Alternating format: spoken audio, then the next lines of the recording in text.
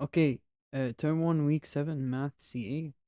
Okay, the first question, they're saying the position x with related to t, that is xt, is given here.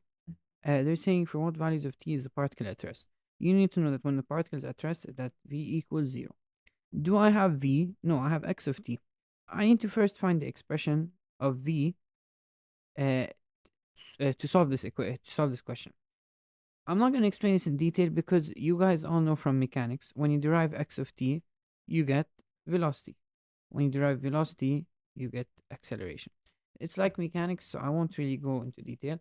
So fast, if you derive this x of t, we're going to get v, because dx over dt is equal to v. Okay. Anyway, let's derive. Okay. 7 over 3 t cubed. 3 cancels with the 3. So it's gonna just be 7. And reduce the exponent by 1 becomes t squared. 2 cancels with the 2. So it's just gonna be minus 21 t. And 13, the derivative of a constant is 0. Okay, so we get that v of t is equal to this. So you derive, and what do you do? We're equaling it to 0. You equate it to 0, you're gonna get a factor out 70. You can do it on a calculator. But you're gonna get t equals 0, t equals 3. Okay. Uh, Question 2. The curve whose equation given by this has an inflection point 1. Listen here. Inflection point is when d squared y over dx squared is equal to 0. In other words, some people don't understand what this is. In other words, y prime prime is equal to 0. Not y prime, y double prime. So you derive twice. Okay? So that's what the inflection point means. Okay? F of x equals 4x cubed plus 3. So we need to find the second derivative. So let's first find the first derivative. It's going to be 3 times 4, 12, x squared. This goes, right? It's a constant term. The second derivative, 2 times 12 is 24x, right? We equate it to 0. So 24x is equal to 0, x equals 0. If they told you to find the point, not only the x coordinate, you take this x equals 0, you substitute it here, you're going to get 0, comma 3. Okay, and in case they ask, but they don't. No, actually they do. Just no in case. The function f is defined by f of x is x squared plus 12x plus c. For x belongs to r is all real numbers, where c is a non-zero constant. The roots of the equation f of x equals 0 are r and minus 4r. So they're telling you to find r and c. So for here, it's actually really easy. Okay, they want you to find r and minus 4. They told you that the roots are r and minus 4. So when you equal it to 0, x squared plus 12x plus c. When you equal it to 0, you're gonna get that. You're gonna get the roots are r and minus 4r. Let me show you something. We know that the sum of the two roots in a quadratic is minus b over a, and the product is c over a. Okay? In this case, what's going to be the sum? It's going to be minus b over a, so minus 12 over 1 equals minus 12. So when you add up your two roots, you're going to get how much? Minus 12. So this means r plus minus 4r gets me minus 12. And if you solve this, what do you get? You get r equals 4. Okay. Then we want to find now c. Okay, we want to find c. We know that the product is c over a. Okay, c divided by a, which is 1, right? Coefficient of x squared is 1, equals to the product of the two roots. What are my two roots? My two roots are r and minus 4r, right? What's r times minus 4r? It's minus 4r squared.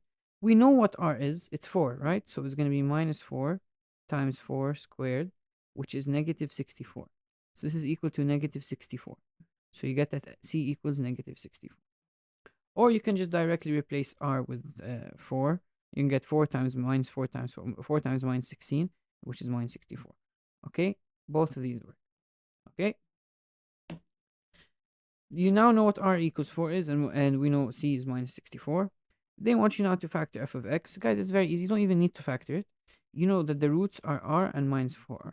So x, when you want to write anything in factored form and you already know what the solutions to the equation or you know the roots, you always put minus and whatever you have. So minus r and x minus 4r. So it becomes plus 4r. Do we know what r is? Yes, we know. So it's going to be x minus 4, x plus 16. Okay, you can do it like this, or you can just do it like this: x squared plus 12x. We know that it's minus 64, and you can factor it, whatever you want, guys. And I don't mind whatever you find easy.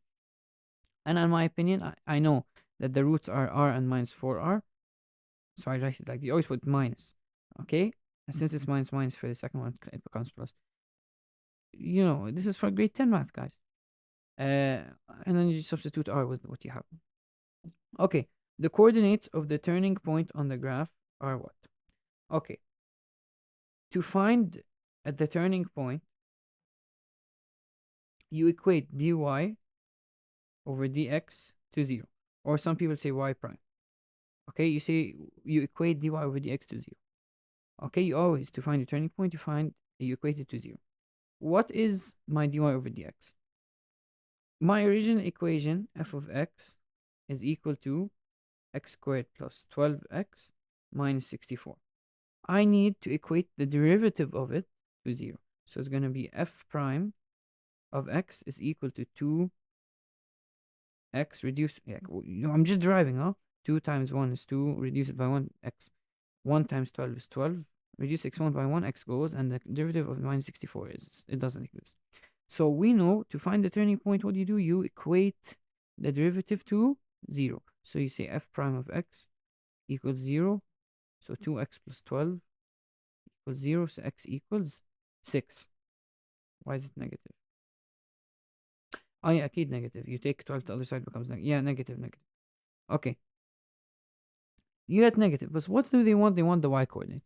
Very, very easy. You have the x. How do you find the y? Just go to the original function and substitute negative 6. Negative 6 squared plus 12 times negative 6 minus 64, and you should get minus 100. Okay? Very easy question, guys.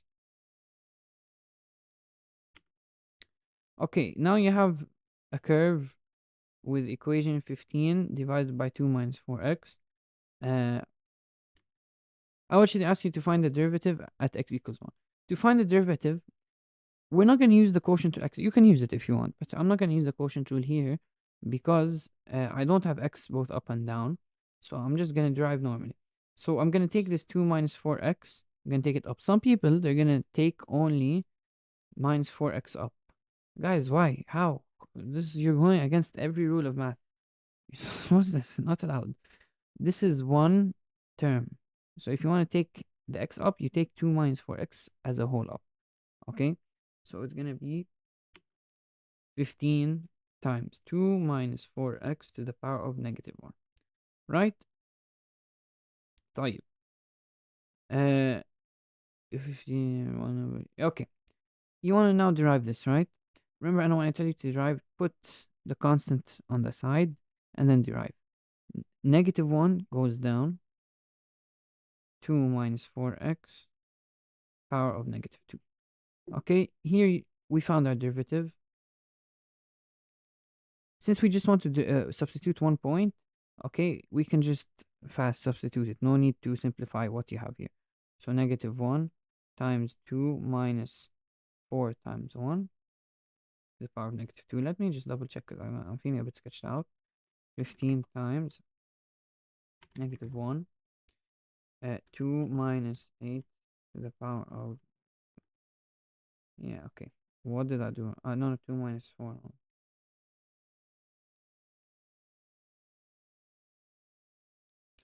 I did something wrong. Let me see.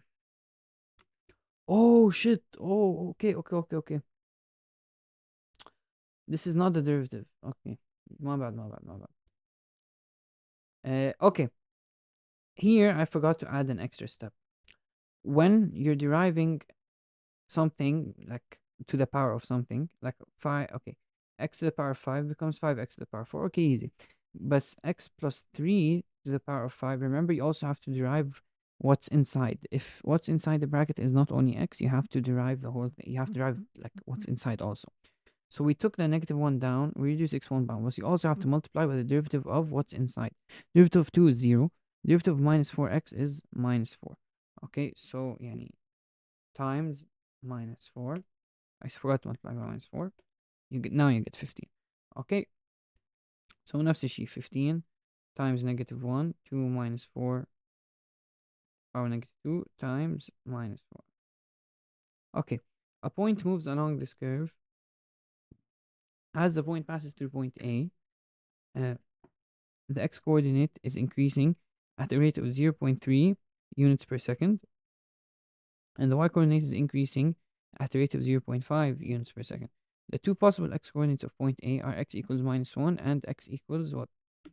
Okay, for this one, this now is when you start exploring derivatives. This is where you really start like applying derivatives properly. Okay, you need to know what does dy over dt mean, what does dx over dt mean. Whenever I'm writing these, I'm not just writing random letters on your screen. This, when I say dy over dx مثلا over here, it's the change in y with respect to x. When I say dy over dt, usually when you have dt at the bottom, you're expressing a rate. This is the change of y with respect to time. Dx over dt is the change of x with respect to time. You get what I'm trying to say? So let's see. So here, they gave you that the x coordinate is increasing at a rate of 0.3 units per second. So the x coordinate is increasing at a rate of 0.3 units per second. So the x with respect to time is how much? 0.3. Write down your given. And the y coordinate is increasing at a rate of 0.5 units per second. So y with respect to the time is how much? 0.5. Anytime you see increasing, decreasing, that means there's a change, right? There's a change. So you use a derivative. Derivative is used to express change. Okay? Type ماشي. They're saying the two possible x coordinates of point A are what and what. Okay, now we're still using this curve over here. To make our life easier, let's simplify this a bit. 15 times -1 times -4 is 60. And since this is a negative power, it goes down, right? Okay, let's see. I want to make my life easier. Always, whenever you have two derivatives, you're going to see that, let's say, derivative 1 is equal to like derivative 2 times derivative 3. Let me show you what I mean, okay? The derivative 1, I usually start with the y. You can use x, but I want to keep y on one side. And this is the way I like to solve. Okay. You write with the first derivative you have, and you write the other derivative you have. I need to now somehow multiply something by dx over dt to get dy over dt. Let's see. In both of them, I have dt in the denominator. So the thing I'm multiplying by, will I cancel dt at the top? No, I won't, right? Because I want dt in the denominator, so of course I'm not going to get rid of it. But what don't I have? What do I have here that I don't have here? Dx, right? So of course I'm going to have to cancel out dx. Okay, so now I can cancel these two. So what am I missing? What am I missing up here that I don't have here, that I have here? dy. That's how you do it. So you cancel dx with dx, you're going to get dy over dt, right? So when you multiply dx over dt times dy over dx, you're going to get dy over dt. So let's now actually substitute our values. We know dy over dt is 0.5. 0.5. 0.5. dx over dt we said is 0.3 times dy over dx. What's dy over dx? This is the original derivative. What is it? We found it in part A. This is our derivative. 60 over 2 minus 4x squared. Now, what do? We find our x values. All you have to do is just solve this, find your x values. Let's see. 0.3 times 60 is 18. So 0.5 equals 18 over 2 minus 4x squared. Swap these two, you're going to get 2 minus 4x squared equals 18 over 0.5. Solve this equation, guys. We're not in grade 9. You're going to get 36 square root of both sides. This is the part where people get it wrong. It's equal to plus minus 6, because the square root of 36 is both negative 6 and 6. So you get 2 minus 4x equals 6. Thus, x equals minus 1. And 2 minus 4x equals minus 6. Thus, x equals 2. So they gave you minus 1. What's the one we want? 2. Very, very easy. Please just focus with derivatives. Consider the function g of x equals this. Okay, the value of the gradient where x equals 0. When you're asking for the gradient, yani they're saying when dy over dx. صح? When x equals 0. So let's see. They obviously want us to derive this. How do you derive this, guys? When you have like a big function under the power, you're going to use chain rule, right? So we're going to derive x squared minus 2x minus 15 to the power of 4. 4, what do we do? 4 goes down, and then you reduce the exponent by 1. What do you also multiply by? The derivative of what's inside. X squared becomes 2x. 2 times x reduced by 1. Minus 2x becomes minus 2. Because 1 times minus 2 is minus 2 reduced by 1. And minus 15, we don't care about it, right? Because it becomes 0. Derivative is 0. So you're going to get 4 times 2x minus... Okay, we can just directly substitute x equals 0 here. You're going to get... This is power 3, so yeah. You're going to get... Let's see what you get. I'll put it on my calculator.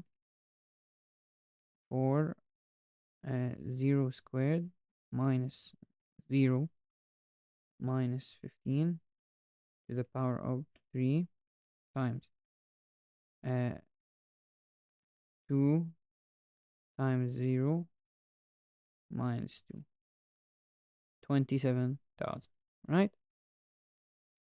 How many stationary points does it have? To find stationary points, what do? We equate the derivative dy over dx to 0. Let's equate this to 0. To equate it to 0, guys, what do we do? First, we have to like simplify a bit, right? This is a 3. So let's multiply this 4 by 2x minus 2. You're going to get 8x minus 8. 4 times 2x, 4 times minus 2. X squared minus 2x minus 15 cubed. You want to equate this to 0. Honestly, how would you solve this? Yeah, okay, my fault. I don't know why I lagged. I don't know. It's really easy. I don't know. I didn't get it. But okay. To find the roots, how many roots do we have? Obviously, to know that you have 3 stationary points, you have to actually find the 3 stationary points, right? Let's see how many stationary points we have. We equate it to 0. When you equate something to 0, either this equals 0 or this equals 0. Let's see, 8x minus 8 equals 0. You get x equals 1. First stationary point. Then either this one also equals to 0. X squared minus 2x minus 15. You're going to get 2 solutions. If you factor it on your calculator or whatever, you're going to get x equals x minus 5. Or you're going to get x equals plus here, minus 3. So you get 3 stationary points that are 1, 5, and minus 3. They want to know if it's a minimum or a maximum. Listen, I'm going to tell you there's 2 ways, right? From here, I'm going to take this to open board so I can explain. To know if it's a minimum or maximum, you can use the first derivative test,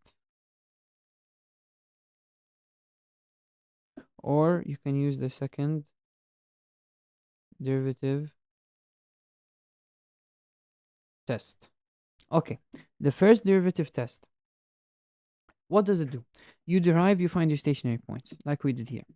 And you're going to put it in an f prime of x table. And you're going to put the variation of sign. At x equals negative 3, f prime of x equals 0. At x equals 1, it's 0. At 5, it's equal to 0. Okay. You, in the first derivative test, what you have to do is you're gonna like derive more than once. Should derive more than once. You're gonna have to try and error. You're gonna want to see the signs in between all of these. If you want to see, and if you want to do this in this case, you want to see what's the sign between minus 3 and 1. In this case, there's no specific way to know. You actually have to try a point between minus 3 and 1 and substitute. Let's see. Let's try مثلا minus 2. So let's substitute minus 2. Take our calculator and substitute minus 2. See how much is f prime of x at minus 2. We know that f prime of x is equal to this, right? So 4 times, or you know what, let's try 0. Yeah, let's try 0. Yeah, they actually gave it to us, 27,000. Okay, so it's positive, right? So in between minus 3 and 1, the sign is positive. It's increasing. At 1, it's 0, so we don't care. After 1, what's after 1? Let's see. In between 1 and 5, let's try a point like, I don't know, 2. Okay, let's try a point like 2. Let's see, what do we get? 4, 2 squared,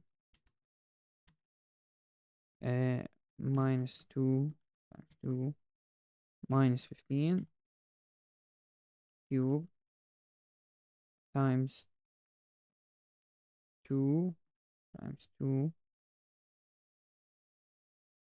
Hold on, 2 times 2 minus 2. It's now negative. So what do? You put an arrow down like this. Okay? You also need to see before minus 3, is it positive or a negative? Let's try a point like minus 4. Take this here, put minus 4. Go here, put minus 4. Go here, minus 4. It's negative. So here, command, it's negative. Let's try after 5. Let's try 6. Go here, put 6. Put here 6. Here also 6. Positive. So it starts going up again. When you get this variation of sign, you're going to see, what am I going to do here? Okay, let's see here. Let's say you have a graph. This is a maximum. Why? Because it was going up, it changed back down, right? This here is a minimum because it was going down, then it started going up again. So from this sign here, which one's a minimum, which one's a maximum? Obviously, minus 3 is a local minimum because it went down, then it went up. So it was the lowest point. 1 is a maximum because it was going up, then at 1 it started going down again. So 1 is a local max. How about 5? It's also a local minimum because it was going down, stopped at 5, then started going up. So it was the lowest point. So 5 is a local minimum. So these are your 3 ones. This is using the first derivative test. I don't like this because there's a lot of trial and error. Second derivative test, basically you just derive again.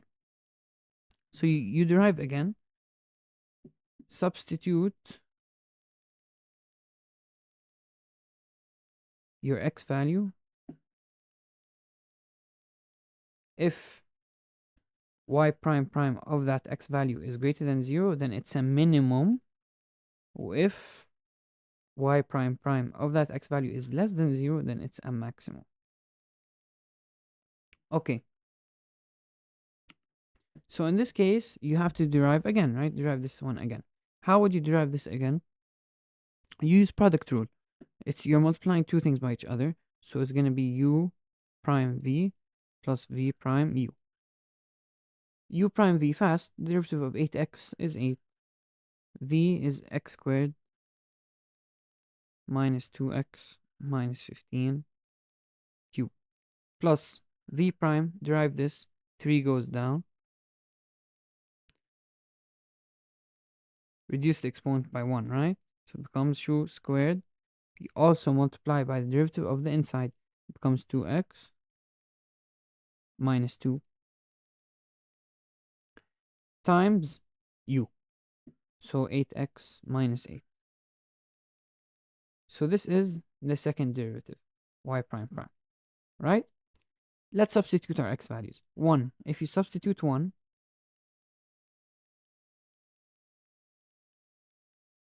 plus 3 1 squared minus 2 times 1 minus 15 squared times 2 times 1 minus 2, 8 times 1 minus 8.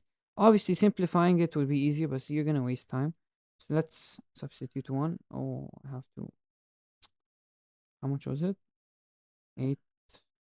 Okay. Let me write down the derivative here. Times 8 x squared minus 2x minus 15 cube plus u prime v3 x squared minus 2x minus 15 squared times the derivative inside 2x minus 2 times original equation 8x minus. This was derivative. I'm not writing anything new, just what was here, because I want to put it in the calculator. And I want to substitute 1. Well, it's going to be 8. 1 squared minus 2 times 1 minus 15 the power of 3 plus 3 1 squared minus 2 times 1 minus 15 squared times 2 times 1 minus 2 times 8 times 1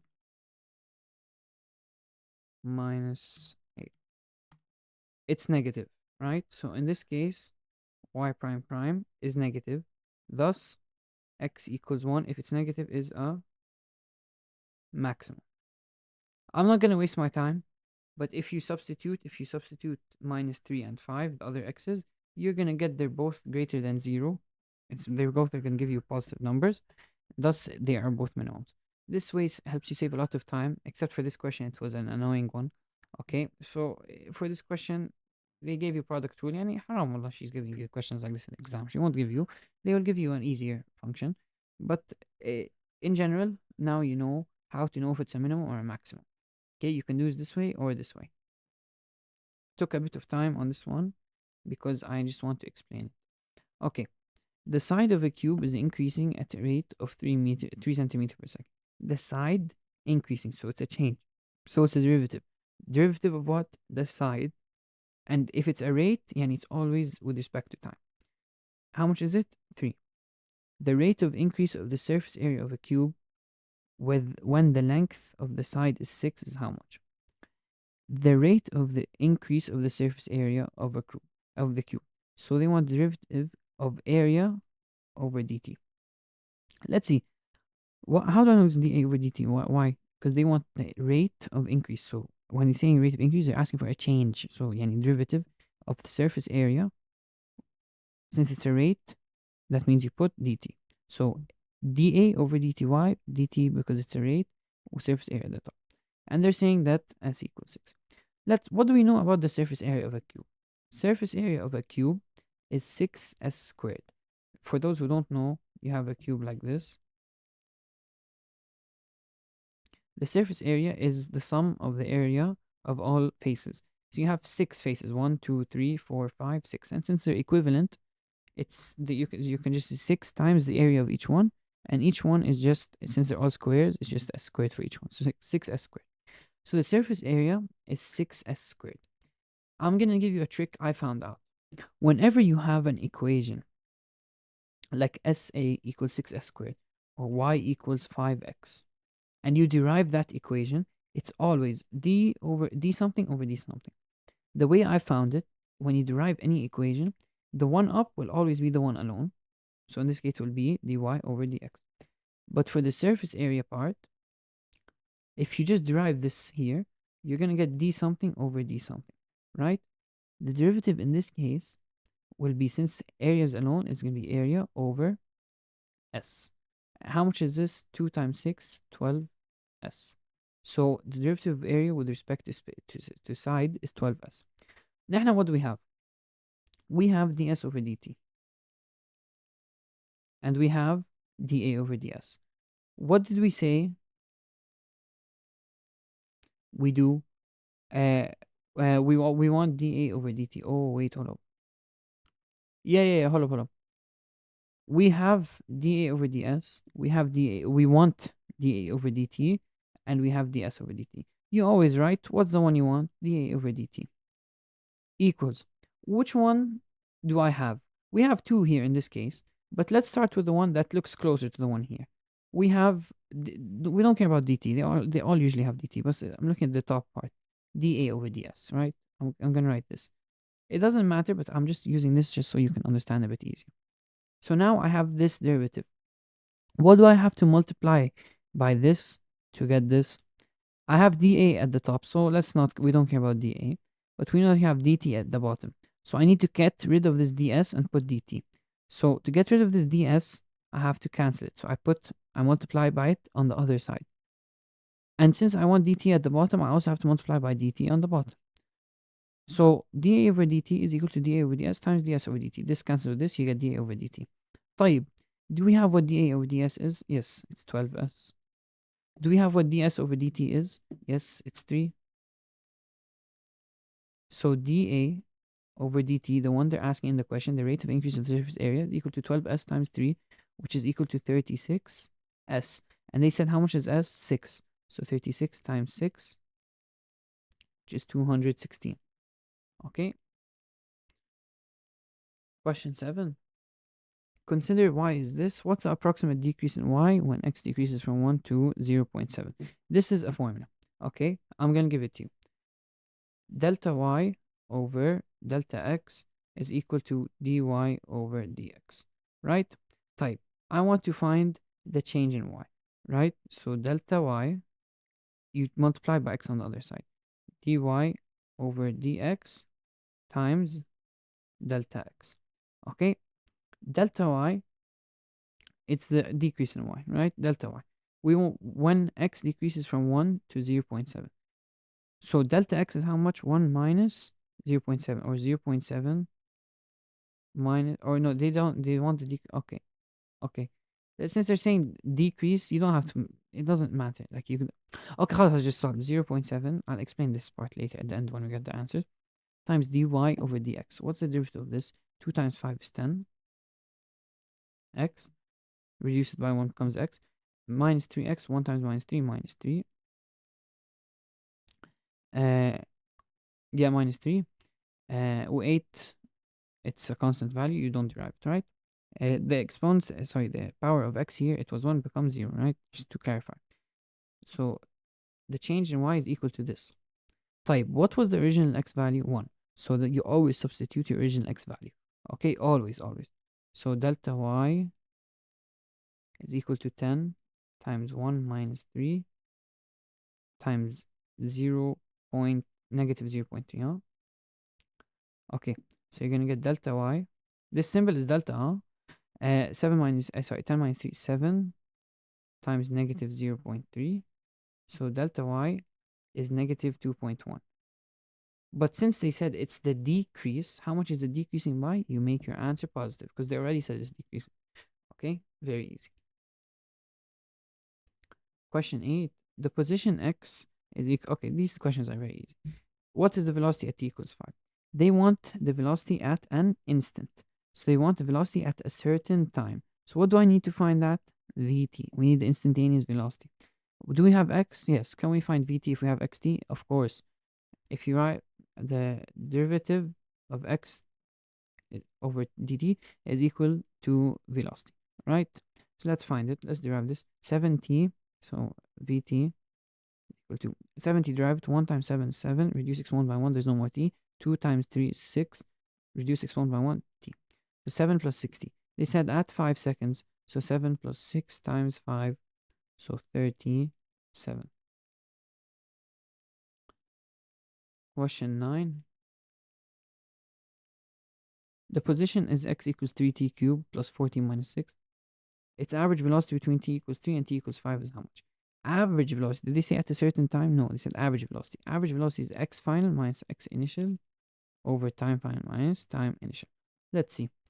Between t equals 3, t equals 5. So x of 5 minus x of 3 over 2 seconds, because 5 minus 3, yeah? Let's see. x5 equals to 3 times 5 cubed plus 4 times 5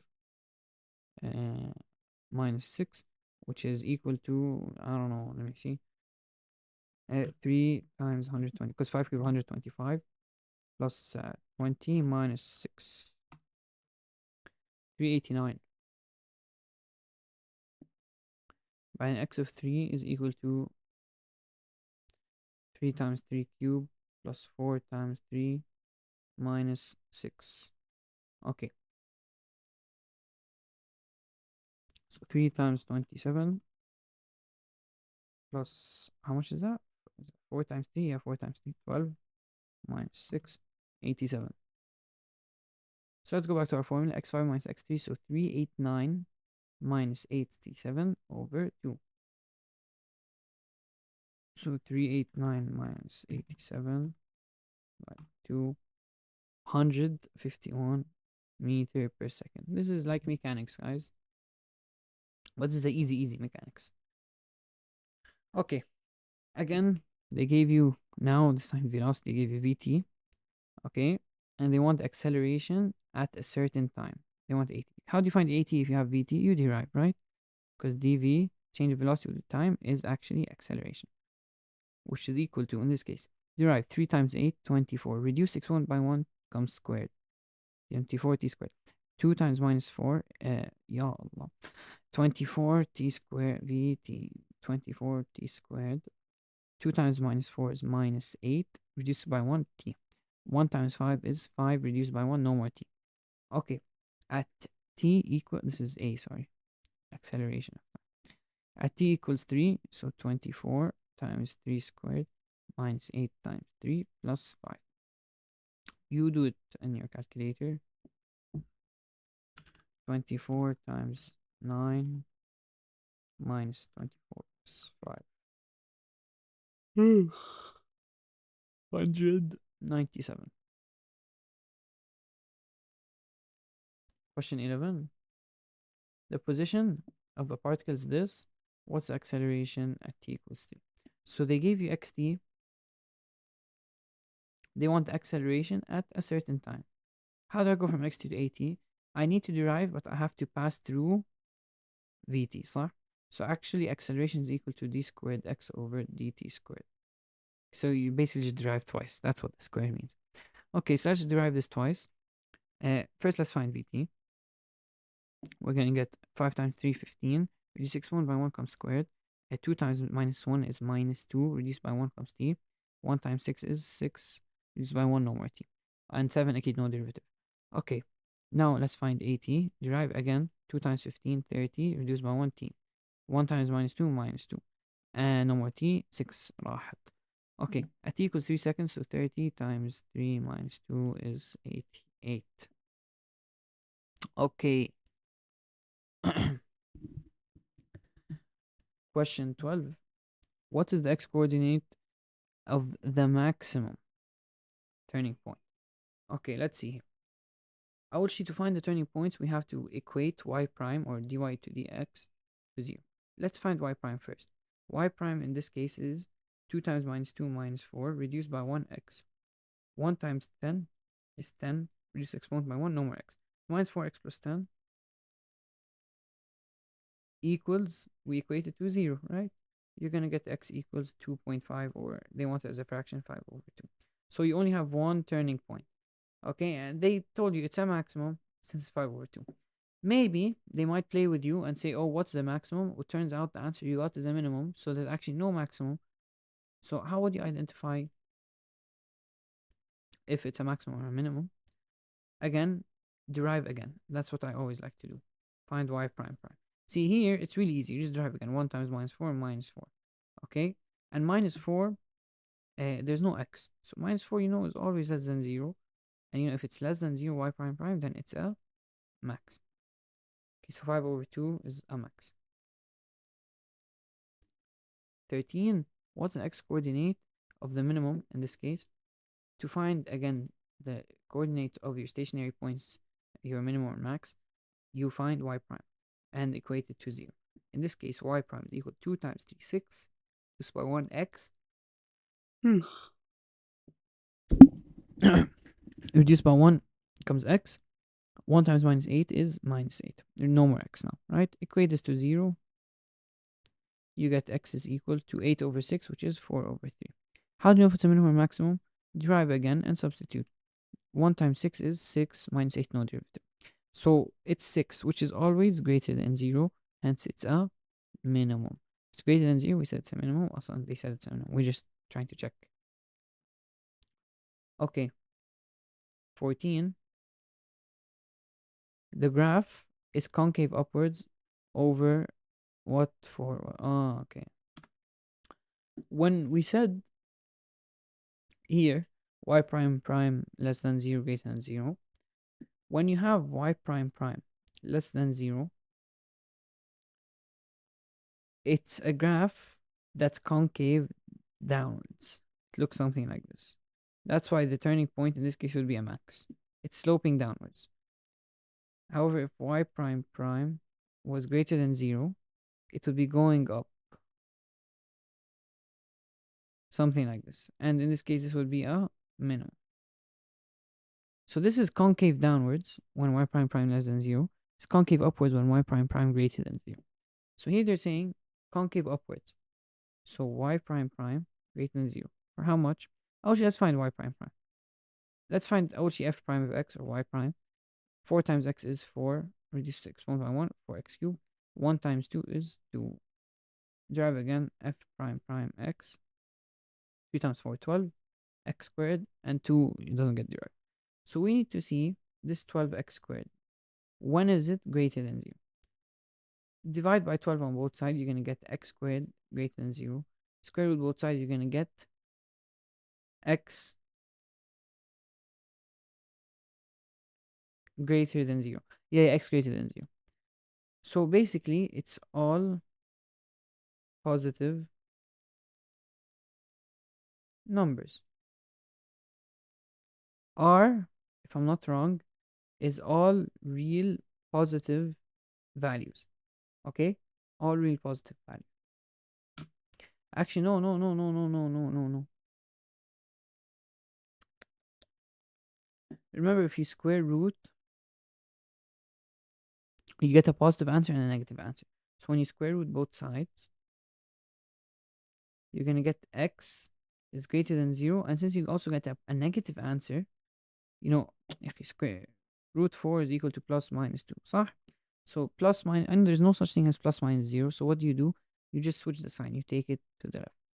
So you square root both sides, you're going to get x either greater than 0 and less than 0. So as you can see, if you were to draw this on a number line, 0 here, going to positive infinity, and going to negative infinity, it's greater than 0, and it's also less than 0.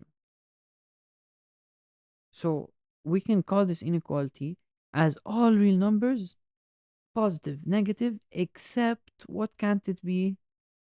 Not 0. So when we say r minus a, it's a set. R is all real numbers, in this case positive or negative. All real numbers, positive or negative. Minus means except one number.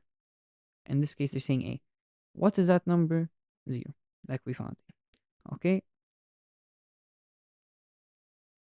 So it's only not concave upwards at one point. What is the x-coordinate of the point of inflection? Here in the curve here. The point of inflection, memorize this, is when y double prime is equal to 0. Okay, let's see. Let's find y double prime. Oh, gee, let's find f prime of x. 3 times 1 is 3, reduced by 1 x squared. 2 times minus 5 minus 10, reduced by 1 is x. 1 times minus 6 is minus 6, reduced exponent by 1, no more x. 2, no derivative. Derive again now, because we want the second derivative. 2 times 3 is 6, reduced by 1, 6x. 1 times minus 10, minus 10, reduced by 1, no more x. Minus 6, no derivative. Equate to 10, as equate to 0. X is equal, 0, is equal to 5 over 3. Yeah, because 10 divided by 6, 5 over 3. Okay, if they said find the y coordinate, you take this 5 over 3 and plug it in up here. But we don't care, we only want the x coordinate. هيك بنكون خلصنا. Thank you so much for watching. Good luck in your math.